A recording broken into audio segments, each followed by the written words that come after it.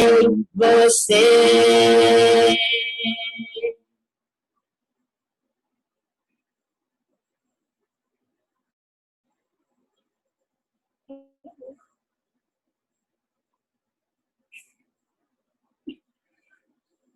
Agora vamos dar início à abertura do nosso encontro de casais. Nosso irmão Cláudio.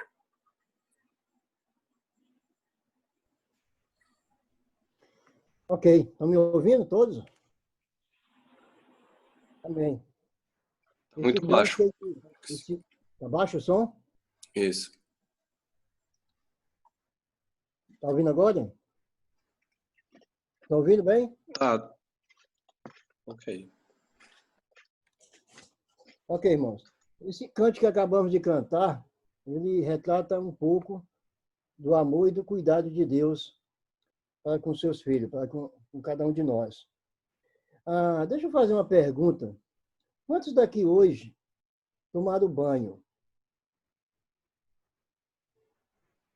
A Daíra está respondendo, né? Que bom. Foi só um, não. Quantos daqui hoje escovaram os dentes?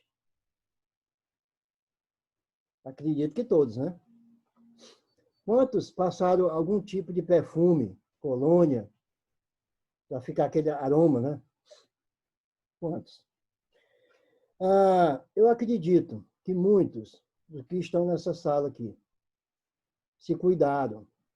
Mas por que se cuidaram? Por que o cuidado em si? Porque, com certeza, você queria estar bem, não é verdade? Você queria ter um dia agradável, não é verdade? Um dia feliz. Sabe, irmãos, quando Paulo escreve à igreja em Éfeso, capítulo 5, principalmente, que ele está falando sobre o relacionamento entre o marido, a esposa, Cristo, a igreja, o que se dá para entender, o que dá para fazer uma interpretação daquele texto de capítulo 5 de Efésios, é o cuidado de Deus pela igreja, é o cuidado de Cristo pelo povo, pelo seu povo. E Paulo lá, ele vai estar falando, ele vai estar fazendo analogia da igreja de Cristo e sim o casamento. E uma das coisas que eu estava meditando, quando o Gutierrez pediu para me fazer assim, a abertura, e eu meditando outra noite, eu disse, meu Deus, o que eu vou falar aos casais? E Deus me tocou nesse ponto. E algo que eu não tinha nem percebido ainda, do cuidado de Deus. Em capítulo 5 de Efésios, a partir do versículo 25, Paulo, sendo usado por Deus, ele diz o seguinte, mas vós, marido, amai as vossas mulheres, como também Cristo amou a igreja, e a si mesmo se entregou por ela. Ele faz aqui a analogia do marido, como o marido tem que amar a sua esposa. Como o marido tem que amar as suas mulheres. Aí ele coloca Cristo aqui na história. Como foi que Cristo amou a igreja? Ele se doou, ele se entregou totalmente por ela. Aí, se você for lá para o verso 28, me acompanha aqui, 28 ele diz assim, assim devem os maridos amar suas próprias mulheres como a seus próprios corpos. Como a seus próprios corpos. Quem ama a sua mulher, ama a si mesmo. Eu fiz aqui uma analogia do cuidado que você teve com você nesse dia. Escovou os dentes, né, tomou banho, passou um perfume. Tudo isso é necessário, higiene. Mas o maior de tudo isso, o objetivo, é porque você quer se sentir bem. Sabe? O que nós devemos aprender em textos como esse é que nós precisamos, a cada dia, amar nossas esposas, como Cristo amou a igreja, intensamente, se entregando, fazendo sacrifício por ela. Aí é interessante porque os versos de 31 em diante, até o 33, e aí nós vamos concluir, ele diz assim, também vós, cada um em particular, ame a sua própria mulher como a si mesmo, e assim a mulher respeite a seu marido. Eu fiquei assim na questão do respeito. Paulo, ele fala para os homens direto, ame as suas mulheres. Ame as suas mulheres como Cristo amou. Mas no final, ele fala que as mulheres ela vai respeitar o marido. Você quer ser respeitado? Você quer ser amado pela sua esposa? Se entregue por ela. Ame, cuide dela. Hoje nós vamos ter a oportunidade de escutar na palavra de Deus a vontade de Deus para o casamento, a vontade de Deus para o esposo, para a esposa. Espero que a gente possa aprender muito nessa oportunidade que Deus está nos dando. Vamos agradecer a Deus. Oremos.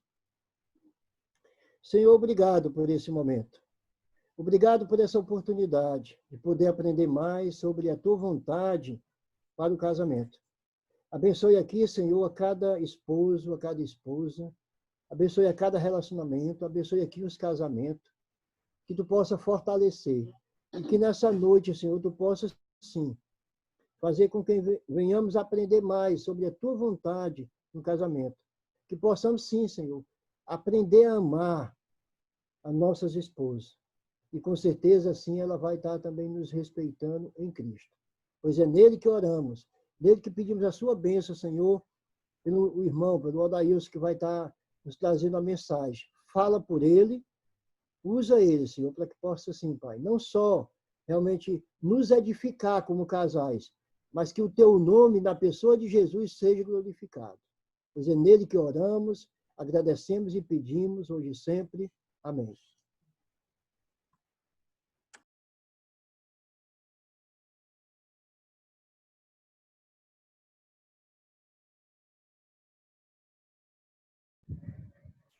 Já sou eu agora, Guilherme? Coisa boa. Isso, Boa noite, isso. irmãos. Necessária apresentação, né? Todo mundo já conhece o Pois Adailson. é, para você quer fazer uma apresentação. Que privilégio a gente poder estar nesse sábado à noite, podendo compartilhar um pouco sobre casamento, né? Sobre os nossos relacionamentos. Eu fico muito feliz em poder estar tendo esse momento com todos. Louvo a Deus pela vida de cada casal aqui presente. Se vocês são um casal normal, como eu e a Sheila, eu sei que vocês também passam por grandes problemas e dificuldades. Mas nós temos um grande diferencial em nossas vidas, que é o nosso Deus. Esse Deus maravilhoso que nos ama e que nos ensina, através da sua palavra, a como tentar viver casamentos felizes. Afinal, esse é o tema, né, de hoje, é vivendo um casamento feliz. Desde o início da pandemia, e com isso veio a quarentena, né? Muitos casais passaram por crises muito agudas. Problemas que estavam sendo arrastados ou alguns que foram colocados embaixo do tapete. Então, nesse período de uma intensa convivência, vieram à tona com muita força. Na verdade, o inimigo ele fez estrago em muitos casamentos. E muitas famílias, infelizmente, foram destruídas. Várias separações, crises emocionais, ansiedades, depressão. Isso, muitas vezes, resultado dessa grande crise que todos os casais enfrentaram. E ainda estão enfrentando, né? Mas o que fazer para que tenhamos um casamento feliz? Talvez essa é a grande pergunta, né? Quem souber a resposta a essa grande pergunta, eu gostaria de saber. Mas é isso que a gente está querendo saber aqui hoje à noite. A gente vai buscar a ter, à luz das Escrituras, pelo direcionamento da Palavra de Deus, uma resposta para essa pergunta. O que fazer para ter um casamento feliz?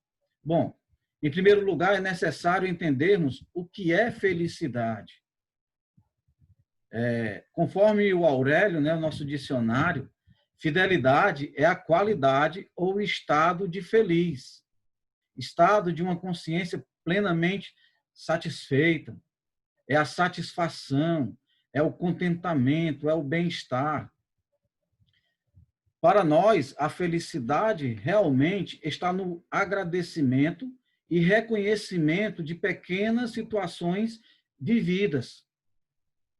A felicidade ela se encontra nas pequenas manifestações da vida.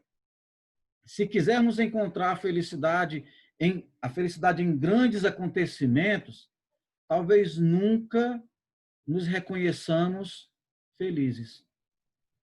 Se olharmos para o nosso casamento com um julgamento minucioso, procurando a tristeza, com certeza, eu não tenho dúvida, a encontraremos. Mas, se entendermos que a felicidade ela é simples e que o sofrimento é um constitutivo da vida, ou seja, faz parte da vida, então poderemos perceber a felicidade no nosso cotidiano, mesmo que venhamos a passar por muitas dificuldades. Mas se nós estivermos atentos às coisas do dia a dia, às pequenas coisas, e pudermos perceber, sentir e apreciar, mesmo que haja dificuldades, nós vamos ser capazes de perceber a felicidade. Então, muitas vezes, nós idealizamos um final feliz. Quem não já ouviu essa ideia? Eu vou casar para ser feliz. Ou aquelas histórias, né, de conto de fadas, e viveram felizes para sempre. Então, muitas vezes, nós idealizamos um final feliz. Mas nos esquecemos de investir na felicidade de cada dia. Essa felicidade diária, ela se relaciona a pequenas atitudes, comportamentos simples que nos farão interpretar a vida de uma forma mais positiva e, portanto, assim nos tornarão mais felizes. Então, para que possamos construir um casamento cada vez mais feliz, apontaremos aqui alguns atos que poderão nortear a nossa vivência. Partindo-se do pressuposto de que a felicidade ela não se encerra nela mesma, mas no dia a dia, em alguns detalhes, ou nos pequenos detalhes. Então, é preciso olhar para o que é bom para descobrir a felicidade. Mas aí tem um problema. Nós somos muitos insatisfeitos. Existe em nós uma dificuldade de perceber as coisas boas e de termos um coração grato. Somos ávidos, rápidos para detectar os problemas, os defeitos, as dificuldades, mas somos muito lentos em perceber as coisas boas. E mais do que isso, em desenvolver em nós um coração grato. Quando não fazemos esse exercício de ver o bom e de reconhecer o bom e de experimentar e de sentir as coisas boas e desenvolver esse coração grato, nós podemos cair naquela situação em que muitas pessoas usam essa expressão popular, que quando perde algo vai dizer, eu era feliz e não sabia. Quando a pessoa não tem essa percepção, quando ela não se apega às pequenas coisas, quando ela busca felicidade no grande, ela é capaz de chegar ao final e pensar, poxa, eu era feliz e não sabia. Notadamente, um casamento feliz depende das atitudes tanto do esposo quanto da esposa, uma vez que se trata de um relacionamento. E por esse motivo, claramente, os dois são responsáveis pelo bom andamento do casamento. E assim é indispensável o investimento de ambos os cônjuges e é preciso que se dediquem para que tudo caminhe para o bem da família. Por isso, entendemos que o investimento deve ser de todos. Não é só o marido, não é só a esposa, mas ambos precisam se dedicar um ao outro na busca de fazer o outro feliz. Afinal, esse deve ser o propósito dos namorados e dos noivos quando pretendem casar. Quando alguém pretende casar, não deve pretender casar para ser feliz, mas para fazer o outro feliz. Quando nós casamos com esse propósito e quando nós vivemos o casamento com esse propósito, digamos que tem meio caminho andado para que o nosso casamento ele seja de sucesso ou que seja feliz, mesmo em meio a tantas dificuldades. Então, irmãos, eu queria compartilhar aqui com vocês algumas dicas sobre algumas atitudes que devemos ter para que tenhamos um casamento feliz. Eu não vou falar aqui nada novo, não. Certamente aqui nós já ouvimos muito sobre isso. Mas é importante a gente estar sempre ouvindo, para que a gente não venha a esquecer, para que a gente faça esse exercício de praticar, tá bom? Então, a primeira atitude é ter Deus como centro. E aqui eu vou pedir o Vidal para fazer a leitura que eu pedi a ele. Ele vai estar lendo o Salmo 128. Por favor, Vidal. Amém, irmão. Amém, irmão. Vamos ler o Salmo 128. Só um momento aqui, Vidal. Guilherme, eu tenho 1 hora, é? Brincando. Quanto tempo eu tenho, Guilherme? Até que termina que horas? Só para me basear aqui no relógio. Não, assim, é de 7 às 8, mas você pode continuar. Se a Jasmine não acordar, Pode ir. continuar. Tá bom. Vamos estar todos aqui. Ela já é Jasmine, ó. Obrigado. Vamos ler. Como é feliz quem teme o Senhor, quem anda em seus caminhos. Você comerá do fruto do seu trabalho e será feliz e próspero. Sua mulher será como videira frutífera em sua casa. Seus filhos serão como brotos de oliveira ao redor da sua mesa. Assim será abençoado o homem que teme o Senhor. Que o Senhor o abençoe desde Sião, para que você veja a prosperidade de Jerusalém todos os dias da sua vida e veja os filhos dos seus filhos. Haja paz em Israel. Então, a primeira atitude que eu coloquei, ter Deus como centro, porque isso se torna base para tudo em nossa vida. E lógico para o casamento. A gente vê o salmista ele falar que como é feliz aquele que teme ao Senhor. E essa felicidade, ela gera uma consequência na vida de todos que estão próximos daquele que teme ao Senhor. Esse temer ao Senhor, ele se reside na ideia de colocar Deus como o centro da sua vida. Sabendo quem é Deus, sabendo quem eu sou diante de Deus e sabendo como eu preciso viver na presença desse Deus. É fácil nós colocarmos Deus no centro de nossas vidas? É não, irmãos. É não. Não é fácil. Vai exigir de nós, primeiro, um amor a Deus. Vai exigir de nós disciplina. Vai exigir de nós renúncia. Porque nós somos vulneráveis, nós somos influenciáveis. Esse mundo ele está afastado de Deus e esse mundo nos influencia muitas coisas que vai nos fazer tirar Deus do centro, sabe? E olhando para nós como família, nós precisamos estar muito atentos em relação a isso, porque sem perceber muitas vezes nós estamos tirando Deus do centro de nossas vidas e por consequência da nossa família, e isso vai trazer consequências danosas para as nossas vidas, para o nosso casamento e para a nossa família.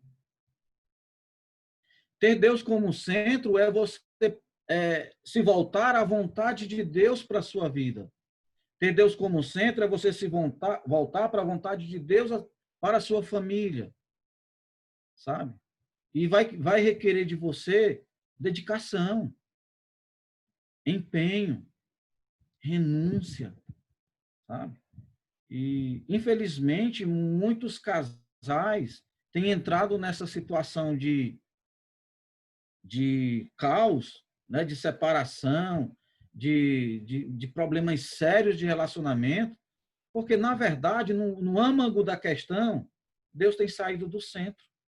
Não é mais a vontade de Deus que prevalece, é a minha, sabe? É a minha vontade que está prevalecendo. E aí nós vamos sofrer as consequências quando Deus sai do centro de nossas vidas. Então, eu queria que você pensasse sobre essa primeira questão. Quer ter um casamento feliz? Deus seja o centro da tua vida, em primeiro lugar. Lembra que para o casal ser feliz é necessário os dois, esposo e esposa. O quanto que Deus tem sido o centro na tua vida, marido. O quanto que Deus tem sido o centro da tua vida, esposa. E o quanto que Deus tem sido o centro no teu casamento, no seio da tua família. Assim como a felicidade ela consta nas pequenas coisas, e nós precisamos ter sensibilidade para perceber, a conquista dessa felicidade também nas pequenas coisas, onde nós também colocamos Deus como centro nas pequenas coisas. Se tem algo que toma o lugar de Deus dentro da minha vida, dentro da minha família, eu preciso ter muito cuidado. Porque isso vai trazer destruição mais cedo ou mais tarde. E quando eu coloco Deus no centro, através de decisões que eu tome, que diz respeito a mim e minha família, de como eu vivo, né, de como eu obedeço a palavra de Deus, isso vai fazer toda a diferença. Tá? Então, a primeira dica, Deus no centro. A segunda dica, buscar uma cura pessoal. O que é isso, Adailson? Vamos ver aqui, pedir o Guilherme para ler. São 3 textos que o Guilherme vai ler, tá bom? Guilherme, é Colossenses 3, de 1 a 10, 2 Coríntios 5, 17, Efésios 4, 22, 32. Vamos à primeira passagem. Colossenses 3, do 1 ao 10. Portanto, já que vocês ressuscitaram com Cristo, procurem as coisas que são do alto, onde Cristo está assentado à direita de Deus. Mantenham o pensamento nas coisas do alto e não nas coisas terrenas, pois vocês morreram e agora sua vida está escondida com Cristo em Deus. Quando Cristo, que é a sua vida, for manifestado, então vocês também serão manifestados com ele em glória. Assim, façam morrer tudo o que pertence à natureza terrena de vocês: imoralidade sexual, impureza, paixão, desejos maus e a ganância, que é idolatria. É por causa dessas coisas que vem a ira de Deus sobre os que vivem na desobediência, as quais vocês praticaram no passado, quando costumavam viver nelas. Mas agora, abandonem todas essas coisas: ira, indignação, maldade, maledicência e linguagem indecente ao falar. Não mintam uns aos outros, visto que vocês já se despiram do velho homem com suas práticas e se revestiram do novo, o qual está sendo renovado em conhecimento à imagem do seu Criador. A próxima é 2 Coríntios 5, versículo 17. Portanto, se alguém está em Cristo, é nova criação. As coisas antigas já passaram, eis que surgiram coisas novas. Efésios 4, do 22 ao 32. Leamos. Quanto à antiga maneira de viver, vocês foram ensinados a despir-se do velho homem, que se corrompe por desejos enganosos, a serem renovados no modo de pensar e a revestir-se do novo homem, criado para ser semelhante a Deus em justiça e em santidade provenientes da verdade. Portanto, cada um de vocês deve abandonar a mentira e falar a verdade ao seu próximo, pois todos somos membros de um mesmo corpo. Quando vocês ficarem irados, não pequem. Apaziguem a sua ira antes que o sol se ponha, e não deem lugar ao diabo. O que furtava, não furte mais. Antes trabalhe, fazendo algo útil com as mãos, para que tenha o que repartir com quem estiver em necessidade. Nenhuma palavra torpe saia da boca de vocês, mas apenas a que for útil para edificar os outros, conforme a necessidade, para que conceda graça aos que a ouvem. Não entristeçam o Espírito Santo de Deus, com o qual vocês foram selados para o dia da redenção. Livrem-se de toda amargura, indignação e ira, gritaria e calúnia, bem como de toda maldade. Sejam bondosos e compassivos uns para com os outros, perdoando-se mutuamente, assim como Deus os perdoou em Cristo. Obrigado, Guilherme. 3 textos que falam a respeito de um novo estado daqueles que estão em Cristo. E eu sei que eu estou falando aqui com casais que são convertidos, que aceitaram a Cristo, e, portanto, dentro das palavras do apóstolo Paulo, são novas criaturas. As coisas velhas passaram. Então, como casal, a gente precisa lembrar que ambos, marido e mulher, estão nesse processo de uma busca por uma cura pessoal, uma cura espiritual. Nós éramos leprosos. Eu sei que ninguém gosta disso, mas nós éramos leprosos, falando de forma espiritual. A nossa doença, a nossa enfermidade, ela produzia morte em todos os sentidos. Os nossos relacionamentos, muitas vezes conflituosos e com falta de respeito, e muitas vezes com atitudes erradas, por causa da natureza decaída. Mas nós precisamos entender que em Cristo, marido, vocês são novas criaturas. Vocês devem se revestir do novo que se renova. Vocês devem se despir das velhas roupas e se vestir das novas roupas em Cristo, sem mentiras, sem gritaria, sem amarguras, sabe? Respeitando, amando como Cristo amou. Da mesma forma, as mulheres, as esposas, também nós criaturas, que devem também se revestir de um novo que se renova, se vestir agradável a Deus. Então, há esse processo de cura pessoal que eu preciso entender. Eu estou sendo aperfeiçoado em Cristo. Deus está fazendo uma obra em mim e na minha esposa. Tanto eu como a minha esposa somos obras inacabadas. Então, eu preciso entender quando ela erra para comigo, eu preciso entender que ela está num processo.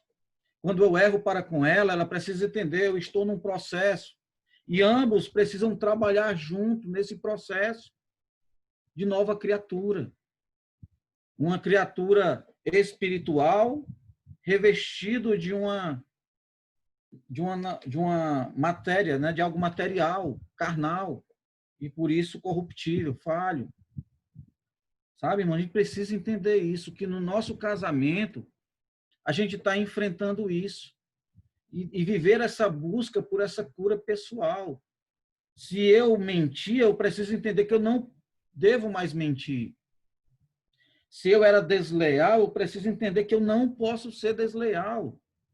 Se eu falava palavras que machucavam e ofendiam, eu preciso entender que isso deve ser desfeito de mim. Se eu tinha dificuldade de perdoar, eu preciso trabalhar isso. E por aí vai. Mas nós precisamos entender que nós estamos dentro de um processo de uma cura. Fomos lavados, remidos em Cristo Jesus. Somos salvos em Cristo. Amém. Glória a Deus. Eu creio nisso. Mas até a volta de Cristo, até a nossa ida para com Ele, nós estamos no meio de um processo, não de salvação, mas de santificação. E eu preciso olhar para o meu cônjuge com esse olhar de que ele ou ela é alguém que está nesse processo. E eu entender isso para que o meu casamento, ele, mesmo tendo crise, tendo dificuldades, tendo algumas lutas, eu entender que eu posso ser feliz nesse casamento, quando há essa compreensão mútua entre marido e entre esposa. Terceira atitude, Beto, Mateus capítulo 19, do 1 ao 9, é não desistir. Pode ler, Beto, aí? Eu acho que ele não viu o zap que eu mandei, não. Mateus 19, do 1 ao 9. É uma passagem bem conhecida, quando os fariseus, os doutores da lei, vão testar Jesus sobre uma questão relacionada ao casamento. Pode ler, Beto. Mateus 19, do 1 ao 9. Lá. E aconteceu que, concluindo Jesus estas palavras, deixou a Galileia e foi para o território da Judéia, além do Jordão. Seguiram-no muitas multidões e curou-as ali. Vieram a ele alguns fariseus e o experimentavam, perguntando: é lícito ao marido repudiar a sua mulher por qualquer motivo? Então respondeu ele: não tendes lido que o Criador, desde o princípio, o fez homem e mulher? E que disse: por esta causa deixará o homem pai e mãe e se unirá à sua mulher, tornando-se os dois uma só carne, de modo que já não são mais dois, porém uma só carne. Portanto, o que Deus ajuntou, não o separe o homem. Replicaram-lhe: por que mandou então Moisés dar carta de divórcio e repudiar? Respondeu-lhes Jesus: por causa da dureza do vosso coração é que Moisés vos permitiu repudiar vossa mulher. Entretanto, não foi assim desde o princípio. Eu, porém, vos digo: quem repudiar sua mulher, não sendo por causa de relações sexuais ilícitas, e casar com outra, comete adultério. E o que casar com a repudiada, comete adultério. Ok, Beto, obrigado. Então, a terceira atitude é estar disposto a não desistirmos. Sabe por quê? O casamento instituído por Deus é para toda a vida. Então, tem que haver essa disposição. Infelizmente, a nossa sociedade vive uma cultura de que, assim, olha, vamos casar, se não der certo, a gente separa. Quem não já ouviu isso? Eu já ouvi. Certa vez, eu acho que alguns aqui vão lembrar, o seu Norton estava dando um intensivo para nós, e alguém fez uma pergunta falando sobre a questão do tempo de casamento dele com a Jane, né? Aí perguntaram para ele, qual o segredo de estar tanto tempo casado? Ele só disse que só tem 2 segredos.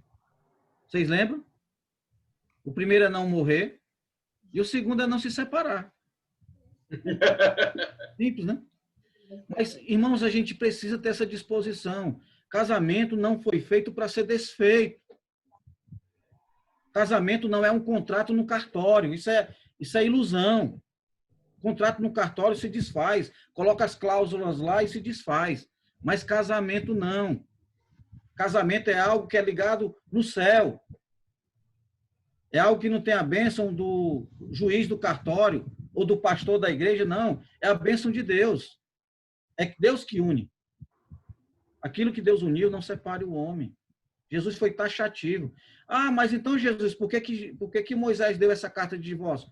Ele fez isso por causa do coração de vocês, que é duro. Não é a vontade de Deus. A vontade de Deus para o casamento é que o casamento seja para sempre.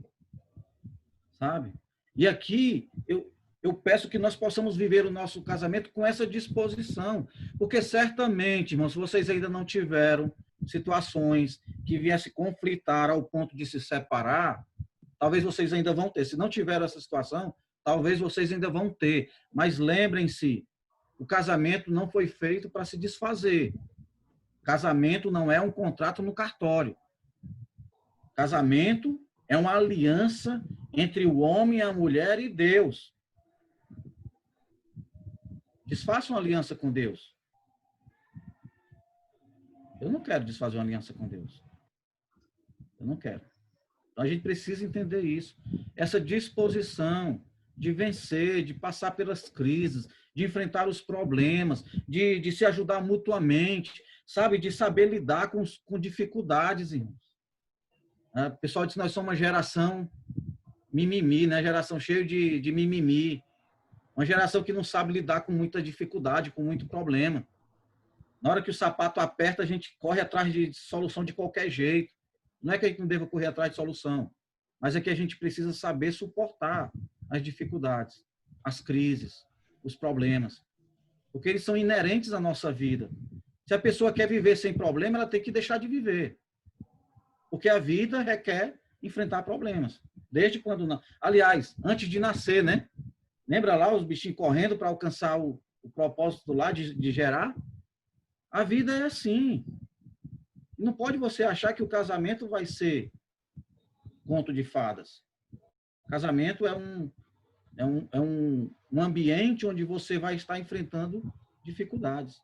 Então, tem que ter a disposição no seu coração de ir até o fim, de cumprir com sua palavra, com seu voto. Qual foi o voto que vocês fizeram? Nós fizemos. Até que o problema nos separe. Foi não? Até que o coronavírus nos separe. Não, até a morte. Morte natural, né? Não é que eu vou ter que matar meu cônjuge para poder se separar. Morte natural, até que a morte nos separe. Quer falar, Guilherme? Só se morrer de coronavírus. Então, esse é o terceiro ponto. A quarta atitude é perdoar, irmãos. Se tem algo no casamento que nós precisamos exercitar e vai ser exercitado, é o perdão, sabe? É o perdão. Colossenses 3,13 diz assim: suportando-vos e perdoando-vos uns aos outros. Se alguém tiver queixa contra outro, assim como Jesus perdoou, perdoai vós também, sabe? E se tem um ambiente que mais necessita exercitar a prática do perdão, é o casamento. Porque você, em algum momento, você vai magoar o seu cônjuge. Em algum momento, o seu cônjuge vai lhe magoar. Talvez vá lhe decepcionar. Talvez vai agir de uma forma que você não esperava que ele agisse, ou ela agisse. E aí é o momento de se exercitar o perdão. E se uma pessoa ama verdadeiramente, e principalmente se esse amor é baseado no amor de Cristo, o perdão faz parte. Ah, não, mas eu só perdoo até aqui, daqui para ali eu não perdoo. Então esquece. Teu casamento vai correr risco em algum momento. Porque eu vou precisar do perdão da Sheila. Eu não sou uma pessoa infalível, pelo contrário. Eu sou muito falível. Eu sou muito frágil. Eu sou pecador. E assim como eu peco para com meu Deus, eu peco para com ela. Muitas vezes eu posso negligenciar o meu papel de esposo. E se ela não estiver pronta a perdoar? O casamento se desfaz. Não tem um casamento feliz onde não há perdão. Tem que haver o perdão. Nós precisamos exercitar a prática do perdão dentro do casamento. Tá? Perdoe o seu cônjuge. Ah, mas eu não sei. Peça ao Senhor Jesus, peça ao Espírito Santo que lhe conceda a capacidade de perdoar. Se você é uma nova criatura, se você está em Cristo Jesus, o Espírito Santo habita em você, você vai desenvolver essa capacidade. O Espírito Santo vai desenvolver em você essa capacidade de perdoar. Quarta atitude, quinta, aliás, ser amigo. Não, tu pode ler aí, João? Acho que é o versículo mais longo que a gente vai ler. Sim. Provérbios 17:17 diz: o amigo ama sempre, e na desgraça ele se torna um irmão. Obrigado, João. Na minha tradução diz assim: em todo tempo ama um amigo, e na angústia se faz um irmão. A palavra desgraça ela é mais pesada, mas muitas vezes passamos por isso também. Mas nós precisamos aprender a desenvolver no nosso casamento a amizade, irmãos, sabe? A amizade.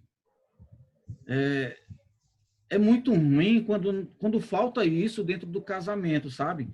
Quando, muitas vezes, por não haver a inimizade, o inimigo começa a plantar e nós aceitamos uma certa inimizade. Às vezes, concorrência, concorrência com a palavra melhor para dizer, hein? Competição entre o casal, sabe? Eu sei mais, ela sabe mais, eu posso mais, ela pode mais. Enfim, aí começa, não, é amizade. Amizade que vem de um amor verdadeiro que há dentro do casamento, que vem de uma cumplicidade, de um relacionamento achegado. E para existir amizade, deve existir muito companheirismo, muito diálogo, que é o próximo passo que a gente vai já falar, mas é necessário. Será que você, nós, temos desenvolvido amizade no nosso casamento? Será que o meu cônjuge é o meu melhor amigo? Ou preciso buscar amizade fora? Não é que é errado ter amizade fora, muito pelo contrário. É bom ter amigos. Mas, sabe, o meu amigo mais achegado, próximo, ser o meu cônjuge, isso é bom demais porque ele conhece a minha intimidade. Ele me conhece profundamente como nenhum outro amigo me conhece. E nós precisamos aprender a desenvolver isso. Não permita com que as coisas do dia a dia, sabe? Os problemas que acontecem quebrem uma amizade entre vocês. Não permitam isso. Desenvolvam amizade. Brincadeiras, conversas, compartilhar segredos, buscar sugestões. Enfim, uma amizade. Isso é saudável. Isso pode proporcionar um casamento feliz, com certeza. Sexta atitude. Namorar. Não deixar o galanteio. E aqui a gente pode pensar que é só os homens, né? Que normalmente os homens são chamados a ser galanteadores, né? A serem românticos. Mas ambos, homens e mulheres, precisam desenvolver as mesmas atitudes do namoro, porque não é só o homem que, na época de namoro, era mais, vamos dizer assim, mais apaixonado. As mulheres também podem, com o tempo, perder a paixão, perder o galanteio. Então, a gente precisa trabalhar isso. Aqui eu queria pedir a Kátia e o Gonçalo que pudesse fazer a leitura de Cantares, Cânticos de Salomão.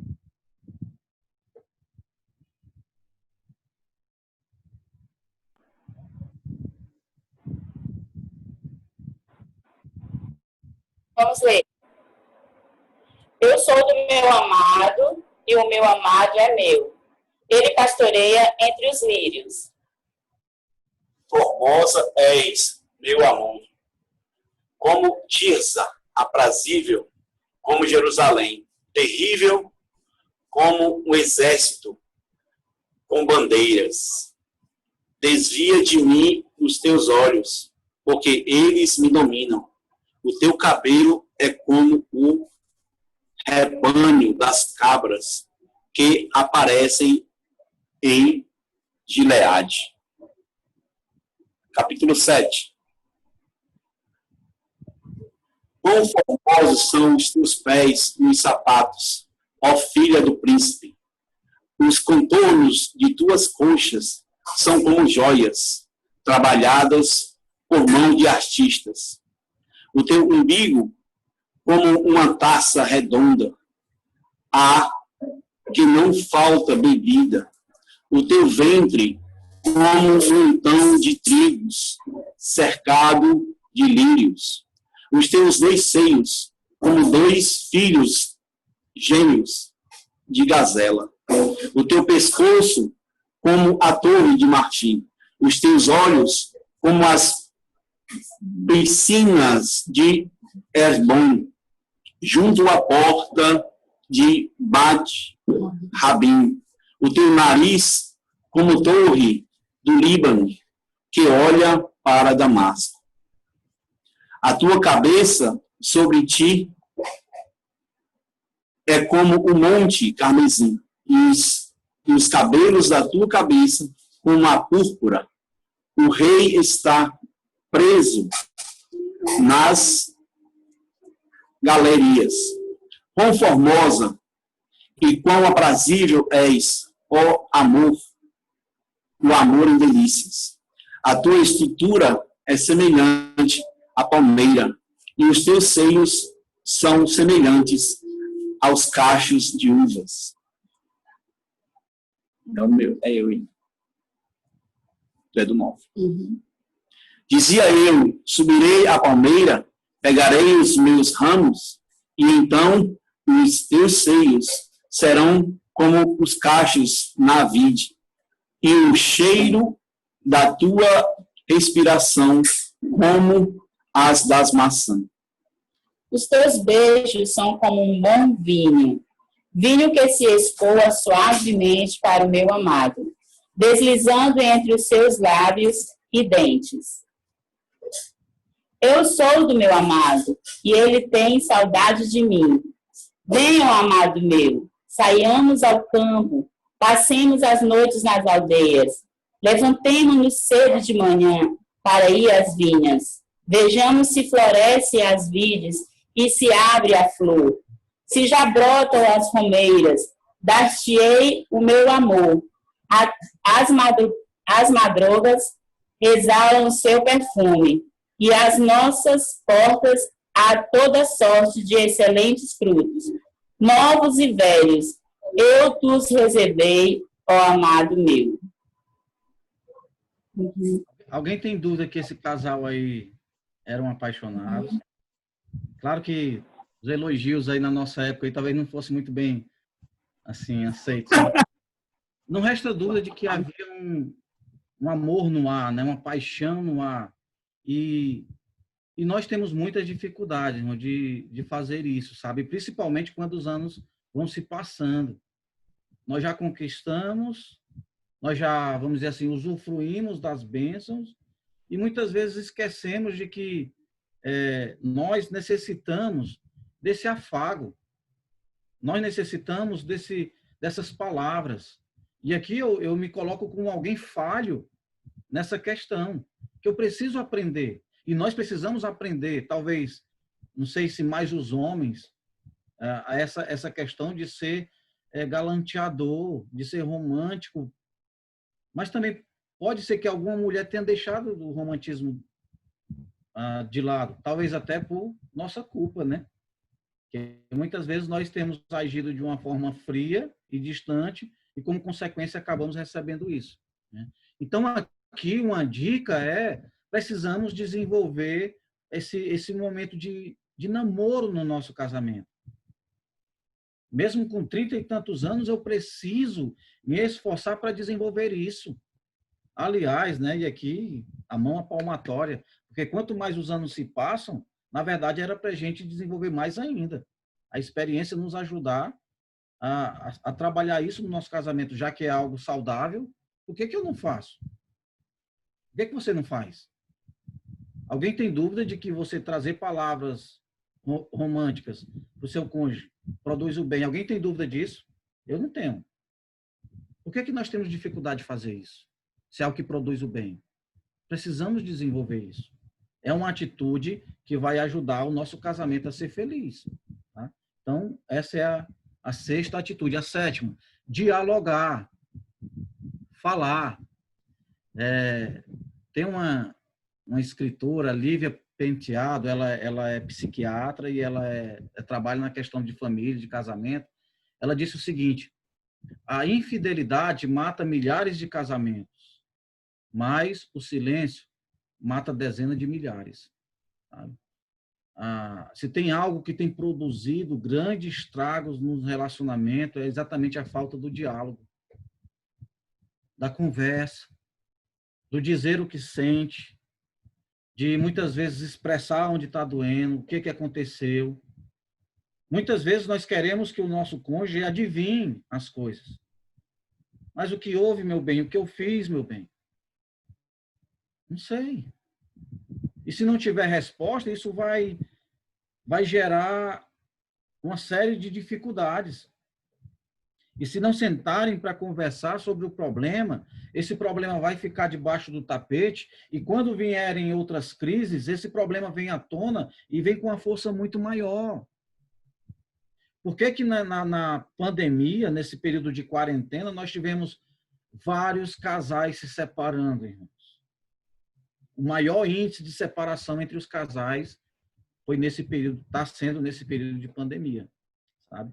Infelizmente, nós, assim, também fomos afetados como igreja por essa situação.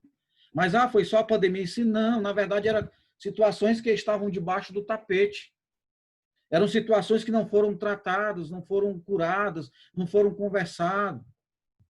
Faltou diálogo. Muitas vezes, infidelidade, agressão e muitas outras situações, elas, na verdade, acontecem porque faltou o diálogo. Tá? Não justifica a infidelidade, não justifica nada dessas coisas, mas nós precisamos entender que existe uma raiz. O problema, ele não dá assim do nada. Existe uma razão, né? Um motivo que faça com que o problema aconteça. Então, os problemas dentro do casamento, eles podem ser amenizados e até muitas vezes diluídos completamente através do diálogo. E está faltando diálogo. Colossenses capítulo 4, versículo 6, o apóstolo Paulo vai dizer: a vossa palavra seja com graça, temperada com sal, para saber como deveis responder a cada um. E ele está falando dentro do relacionamento da igreja, e olha, dentro do relacionamento de casamento, nós lidamos muito com isso. Então, precisamos não só dialogar, mas saber dialogar. Saber ouvir e saber falar. Saber que palavras usar. Saber que momento usar as palavras. Saber o tom das palavras. As expressões quando eu jogo as palavras. São situações que são importantes. E nós, como casais, nós precisamos aprender isso. Queremos casamentos felizes? Fale sobre o seu casamento. Converse sobre o seu casamento. Não com o vizinho, não com o amigo do trabalho, mas com a sua esposa, com o seu marido. Na verdade, é ele ou ela que precisam saber. Tudo bem, eu posso buscar um conselho com um amigo? Posso. Posso buscar um conselho com alguém na igreja? Posso. Mas a primeira pessoa com quem eu devo conversar é o meu cônjuge. Tá? Como é que eu vou buscar ajuda lá fora se eu nem falei para o meu cônjuge daquilo que eu estou precisando, daquilo que está mexendo comigo? E eu preciso aprender a fazer isso. Eu creio que você precisa também aprender a fazer isso. E se você já faz, continue fazendo. E se esmere para fazer melhor ainda, porque é sinal que o seu casamento vai bem. E vai continuar bem, se você faz isso. 8º, priorizar o outro. Evaristo está aqui, eu não sei se ele está me ouvindo. Está me ouvindo, Evaristo? Eu pedi ele para fazer a leitura desse texto. Filipenses, capítulo 2, versículo 3 e 4. Deixa eu ler aqui para vocês. Evaristo? Aberto. E eu estou vendo. Ele vai fazer a leitura, Wanda? Odailson? Oi. É porque o Everest tinha dado uma saidinha. Eu tá aqui no telefone, eu estou acompanhando aqui. Ah, tá certo. Então, deixa eu ler aqui. Filipenses 2, 3 e 4. Paulo vai dizer: nada façais por contenda ou por vanglória, mas com humildade, cada um considerando os outros superiores a si mesmo. Não olhe cada um somente para o que é o seu, mas cada qual também para o que é dos outros. Nós precisamos entender que para o nosso casamento ele ir bem, eu preciso dar prioridade para o outro. E sabe qual é a referência? Paulo vai dizer: Jesus Cristo. Tende em vós o mesmo sentimento de Cristo. Cristo se esvaziou por causa do outro. Cristo se desfez dos seus privilégios em prol do outro. E nós, dentro do nosso casamento, muitas vezes batemos os pés e não, é do meu jeito. Se não for assim, não dá certo. A última palavra é a minha. Quem manda é eu. Onde é que está o sentimento de colocar o outro em primeiro lugar? De priorizar o outro? O outro importa para mim. Deve importar. Um casamento, ele não pode ser vivido na base do egoísmo, mas sim do altruísmo, de pensar no outro. Afinal, se você casou com a motivação correta, você casou pensando no outro. Você não casou pensando em ser feliz, mas em fazer o outro feliz. Parte desse princípio. Então, a prioridade dentro do seu casamento não é o que você quer, não é a sua vontade, mas você vai pensar no outro. Tá? Você vai colocar em primeiro plano o outro. A tal da empatia, do se importar, sabe? Foi exatamente o que Jesus fez. Jesus, ele se colocou no lugar do outro e agiu para benefício do outro. E Paulo está dizendo, olha, dessa forma que vocês devem também agir. Vocês devem ter o mesmo sentimento de Jesus. Num casamento onde eu busco a felicidade do outro, onde eu coloco em primeiro lugar o outro, eu não tenho dúvida, esse casamento vai ser feliz. Eu sei que aqui entra aquela questão, certa vez eu estava conversando com um irmão e aconselhando sobre relacionamento, e ele me disse, mas desse jeito eu vou estar dando sempre o braço a torcer. Eu vou sempre sair perdendo. Eu disse, mas esse é o ponto. Tu quer amar como Jesus amou? Jesus pagou um preço. Se você não estiver disposto a isso, teu casamento vai fracassar. Você vai ter que realmente dar o braço a torcer.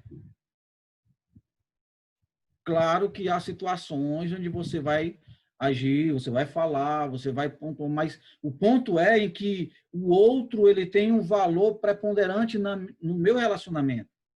A minha esposa ela tem um valor preponderante. A minha motivação de produzir felicidade está nela e não em mim. O alvo para buscar a felicidade é ela e não eu. Eu vou ter felicidade como uma consequência, sabe? Daquilo que eu escolhi fazer a ela. Então, é importante essa questão de priorizar o outro. Próxima atitude, ser verdadeiro, ser amigo da verdade. Pedi o Cláudio para fazer essa leitura e a gente vai estar finalizando. Efésios, mandei para o teu zap aí. Efésios 4, 25. Não estou com o celular, não, está carregando. Efésios 4, 25, Colossenses 3, 9 e 10. Só um momentinho. Os 4, é? Eu ler o Colossenses. Efésios 4, 25. Pelo que deixai a mentira e falai a verdade, cada um com seu próximo, pois somos membros uns dos outros. Colossenses 3, 9 e 10. Colossenses 3, 9 e 10. Okay. Praticamente a mesma coisa que Paulo vai dizer aos Colossenses também. Não mintam uns aos outros, visto que vocês já se despiram do velho homem com suas práticas e se revestiram do novo, o qual está sendo renovado em conhecimento à imagem do seu Criador. O que vocês acham?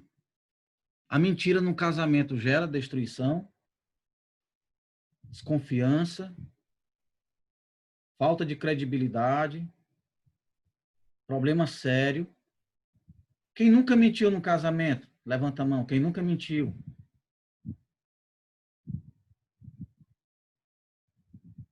Eu acho que em algum momento, de alguma forma, ou mentiu ou omitiu. E se não mentiu, parabéns. Porque não é algo fácil. É uma natureza decaída, onde muitas vezes você faz aquilo que você não deveria fazer. Mas é importante entendermos que a mentira traz danos para o casamento. Ah, não, mas é só uma besteirinha, é só uma conta aqui que eu tô escondendo. Ah, mas é só eu fui visitar alguém ali e não queria que soubesse. Não, mentira não pode haver. Num relacionamento, ainda mais num relacionamento onde foi se feito um voto de fidelidade. Quando você é infiel, você pensa que é infiel só quando você tem relação sexual com alguém. A fidelidade está em todo o teu viver para com o outro. E faltar com a verdade é um ato de infidelidade. Agir com mentira é um ato de infidelidade. E não se engane, isso vai trazer prejuízo para o seu casamento. Primeiro que você vai, se você for pego na mentira, para você conquistar a confiança, vai demorar. E você vai pagar um preço por isso. Né? Então, assim, falar a verdade, ser amigo da verdade, ter alegria na verdade. Sabe, quando você perceber que deslizou, irmãos, peça perdão. confesse antes de ser descoberto, porque isso gera credibilidade. Quando eu percebi que eu agi com mentira e eu errei, eu chego para Sheila e digo, Sheila, me perdoa, eu disse algo que não era para ter dito. É diferente de quando ela descobre que eu menti. E eu não me arrependi da mentira. Talvez eu vá pedir desculpa porque ela descobriu a verdade. Tá? Então, no casamento, nós não podemos dar brechas para mentira. Não dá espaço para mentira. Por menor que seja, por mais boba que seja, não permita a mentira no seu casamento. Tá? Se nós falarmos a verdade sempre, e com sabedoria, né, com palavras temperadas, com amor, nós vamos ter casamentos felizes. E, por último, ser tolerante com as diferenças e dificuldades do outro. Que eu pedi o Lima para fazer a leitura desses 2 textos.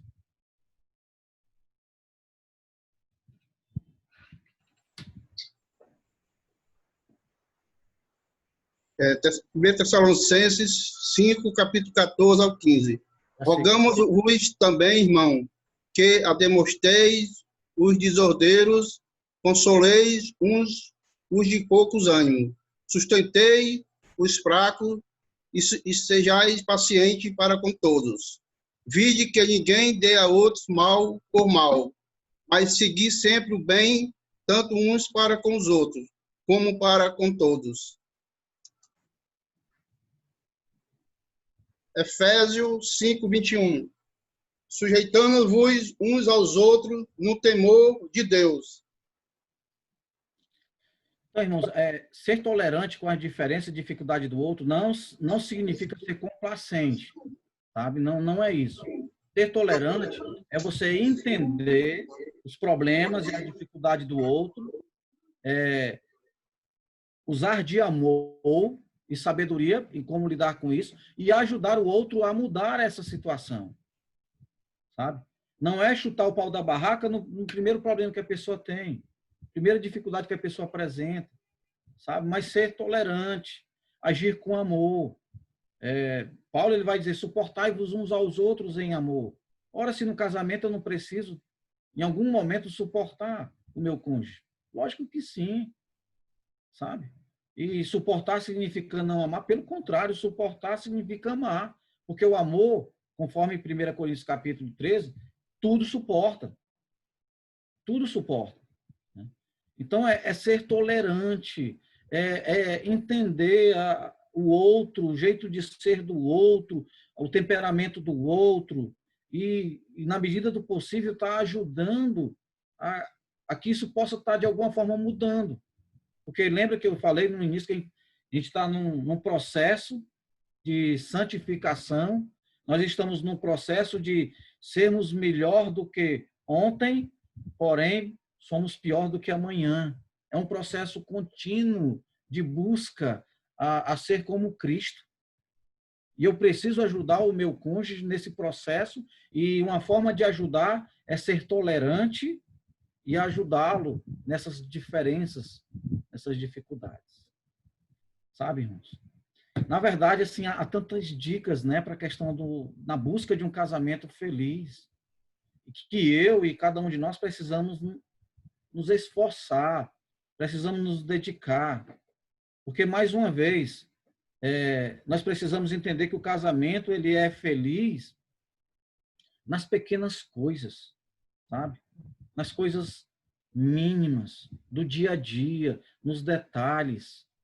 E a partir do momento em que nós se esforçamos para ter essas atitudes no nosso casamento, mais ainda vai ser perceptível no dia a dia, sabe? Na forma de falar, na forma de andar, na forma de agir. Enfim, você vai perceber a felicidade dentro do seu casamento, mesmo em meio às dificuldades. Que Deus nos abençoe. Eu não sei se tem um espaço aberto para alguém quiser comentar, falar, perguntar, e fica à vontade, mas Deus abençoe, que nós possamos, irmãos, irmãs, casais, lutar todos os dias com as nossas forças, mas principalmente com a força do Senhor, para que os nossos casamentos eles possam ser felizes todos os dias, a cada dia. Deus abençoe.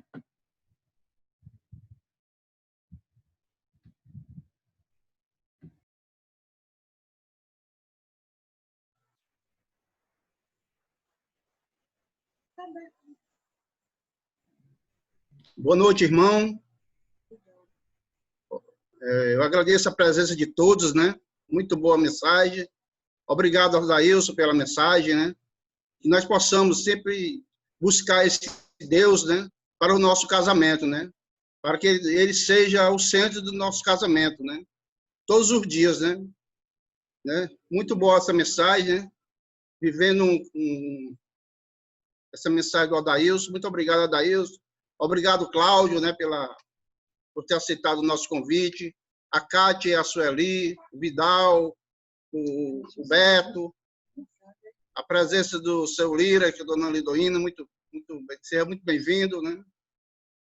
E é isso, irmão. Esse é o último encontro de 2020, né?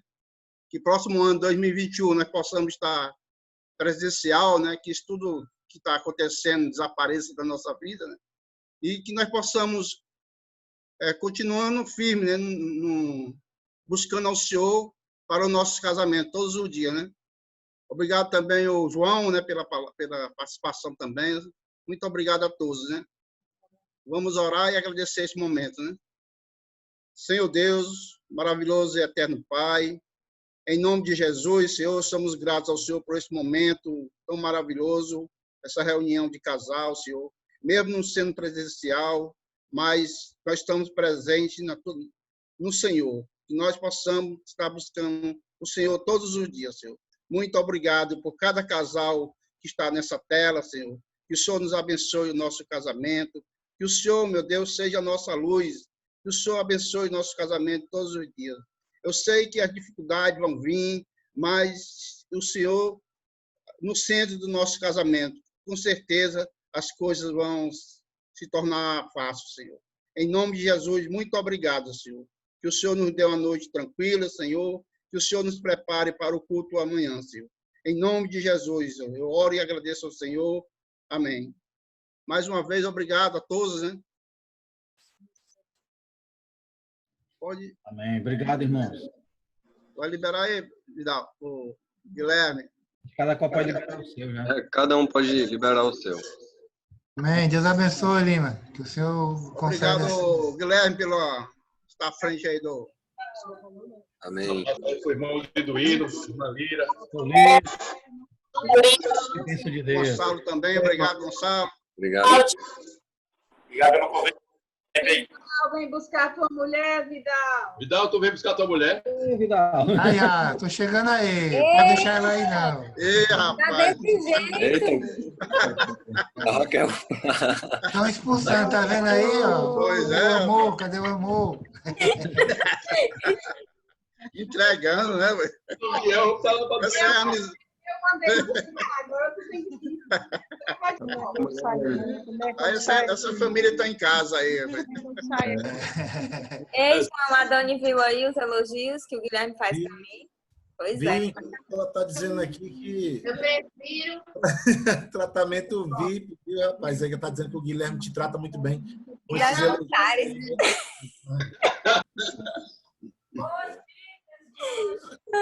que é boas dicas de elogio. Né? É uns elogios tão assim, originais. É médio mais fundo, é boa, viu? Essa. Aí, Guilherme, beleza, meu irmão? Opa. Negócio. Seu Lima! E aí, Visão? Tudo bem, meu irmão? Seu Lira. Tira aí, rapaz. Um açaizinho agora ali com a Sheila. Ô, maravilha. Olha aí, um abraço. Tchau, gente. Boa noite. Tchau, Deus abençoe. Boa noite a todos. Obrigado, seu Lira. Tchau. Viu, Raquel? Tchau. Tchau. Obrigado, Guilherme, mais uma vez aí pela frente Apareça, do... seu Lira. Muito bom, hein, Guilherme? Apareça aqui em casa, viu? Estou esperando você. Estou com saudade. Vai, irmão. Tchau, meu irmão. Tchau, Beto. Obrigado. Fique com Deus.